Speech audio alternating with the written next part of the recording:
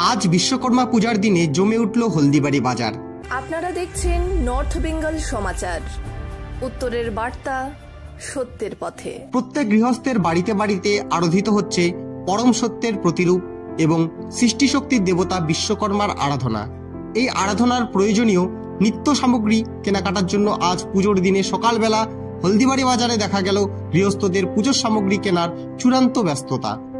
হলদিবাড়ি বাজারের ফলের দোকান থেকে শুরু করে দশকর্মা ভাণ্ডার ও প্রসাদ তৈরির উপকরণ, সবজি সংগ্রহের জন্য সবজির দোকানগুলিতে উপচে পড়া ভিড়।